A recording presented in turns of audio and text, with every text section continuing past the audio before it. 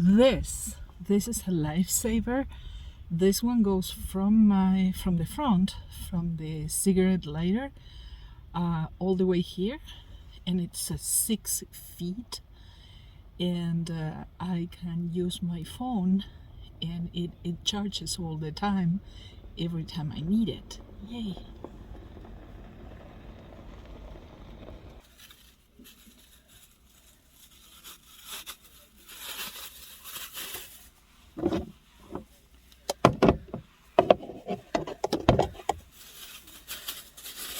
The little waste basket is just amazing. You can throw lots of things there during the day or the night, and then you just take everything in the plastic bag and you throw it away, and that's that.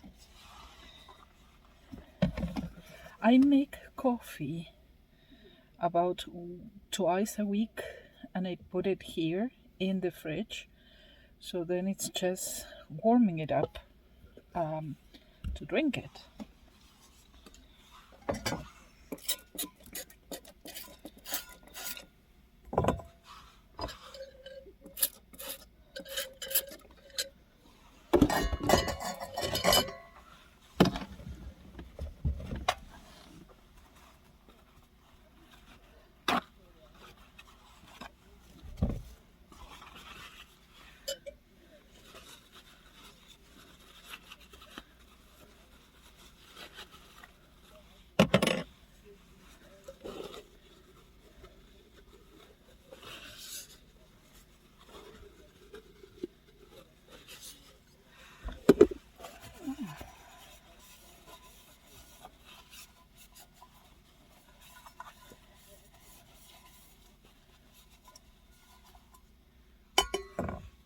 Some hand sanitizer is a must after you do all of that. And then after about 2 minutes or so, you can rinse the hand sanitizer with water just to feel like you actually washed your hands, and to wash away any dust or anything like that. Makeup swipes, the makeup remover towelettes, those I recommend for everybody, not just ladies, also for guys, because every morning you use one of those, and that way you rinse your face and you clean your skin from dust. So even if you don't use makeup, they are very good at cleaning your skin. And this is my very private, curated stone collection. I pick up teeny little stones from here and there and everywhere, and somehow they remind me of the places where I was. This little purple heart, my youngest gave to me in California some years ago, and now I'm sharing it with you. And all these stones, they have different meanings for me. It's just teeny little things that call my attention. For example, that pattern on that black stone, I saw many like that. I don't know if that is part of a fossil, a bigger thing, or a machine, but I don't know of any drilling machine that produces that pattern. So if you know, let me know. If the day is not very windy, I place my solar panels on the roof so they don't get dirty with the dust, and they work very well.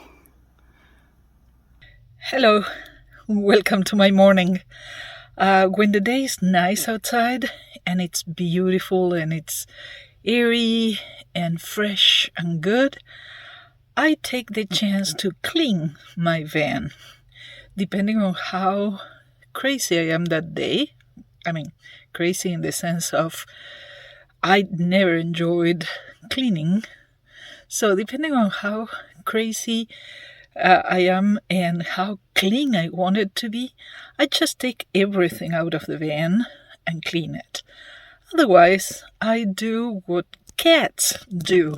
You know, when cats, they lick their paws and they just clean themselves and that's it? Well, sometimes I do that. I kind of lick my van for peace of mind, and it actually works. It looks much better after I do it. So if you were eating popcorn or I don't know, clipping your nails or whatever you were doing, or just coming in and out, even if you are careful with your shoes, you will always drag some sand. So this system works very well, and it's nothing out of nothing very weird. I just use Clorox wipes and I just rub the carpet with that. It's amazing because it catches all the hair that is there, and I shed a lot. It catches dirt and everything, and I want to believe that disinfecting product somehow cleans a little further beyond what I can see, and it's obvious. But now I am going to show you how I make coffee.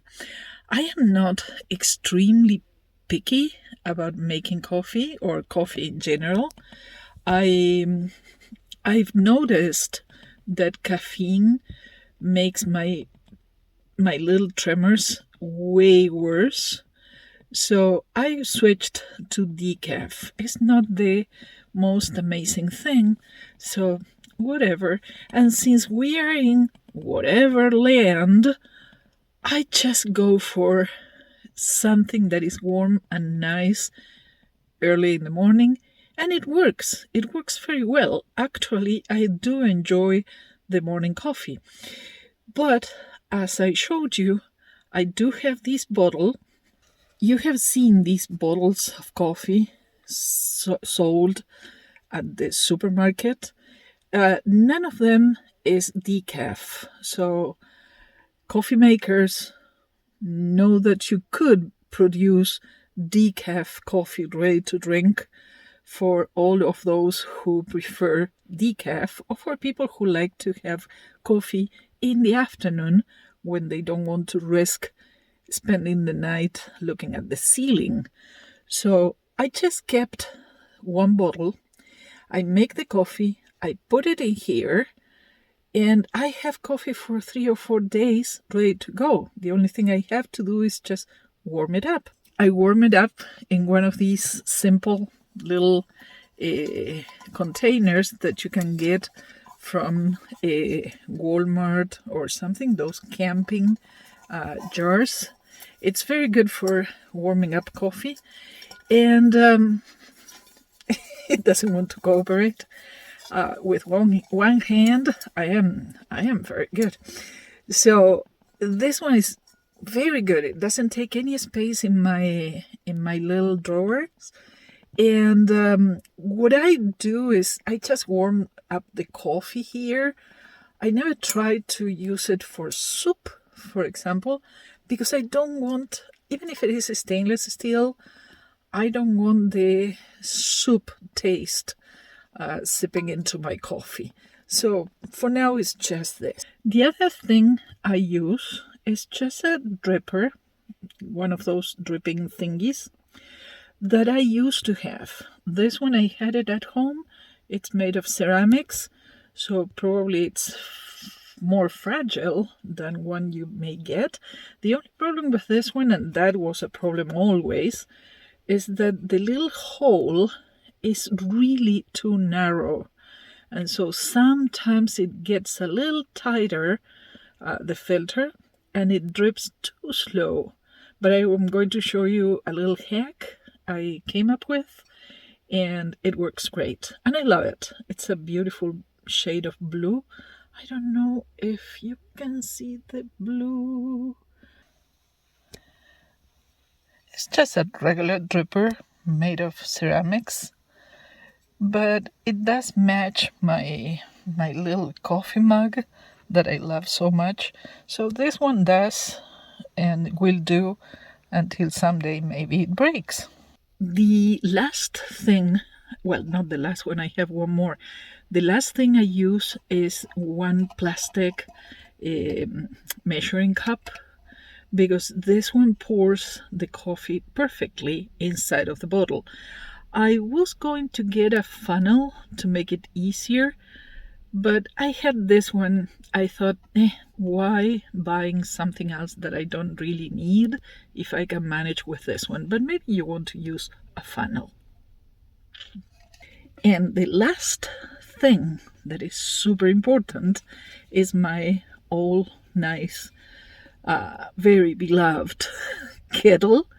And this one, when the water is ready, I put the coffee grinds in this, and it's quite simple to make it that way. Let me show you. So the first piece of the puzzle is, of course, heating up water. So now you see that is my fridge, and I use it as a little counter because it does have enough space to put the stove there and to cook or warm up the coffee in the morning, or in this case making coffee for several days. The one thing about this is I always make sure my door is open, or at least I have a couple of windows open. Even if it is cold outside, the fire keeps you warmer. But do not use a stove if your van is totally closed, because you don't want to have problems and I don't know. You don't want to have that kind of problem. So take care of yourself. Remember, carbon monoxide builds up very quickly. So even if I do have my detector, and it's an alarm that lets me know, I always open the windows or the door when I am cooking something. So now I put the coffee in the hot water, and it's amazing how much cream it makes. I think this foam is called the cream. So I let it sit for just a minute. And remember how I told you this dripper has a very small hole and it makes it very slow? So I just put the spoon underneath the filter, and somehow it helps so the filter cannot go in the hole and clog it. So now I just start pouring the coffee there. See how it goes.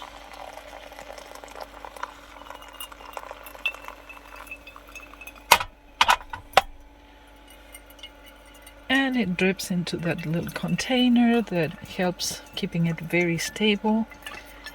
And when it's ready, I pass it on to the bottle. Sometimes I need assistance from my mug to hold the dripper when I need to empty this one. It's not easy to make coffee with just one hand, but you bear with me.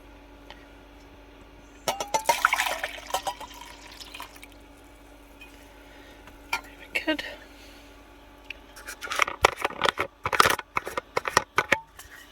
Now I will pour this coffee inside of the bottle, as I told you.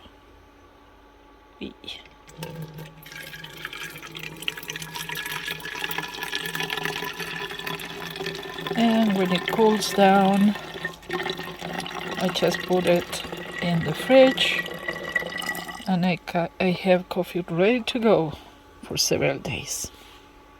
And then when all the coffee has already dripped, the grounds that remain in the kettle, those are super easy to rinse out.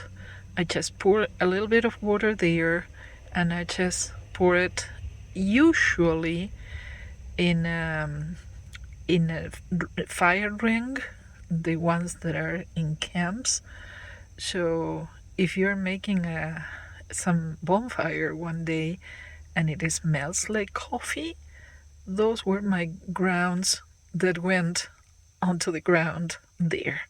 And then I just dried out with some paper, and that's it. It's super easy to rinse off. I thought it was going to be more complicated, but it's not. And that is the easiest way I have found to make coffee. So if you have some ideas about things that could be improved, please let me know and tell me how you make your coffee when you're camping. Thank you. And this is what I got after all that process: about a liter of coffee, or what I would say it's about 40 ounces. So, yes, I have coffee for several days.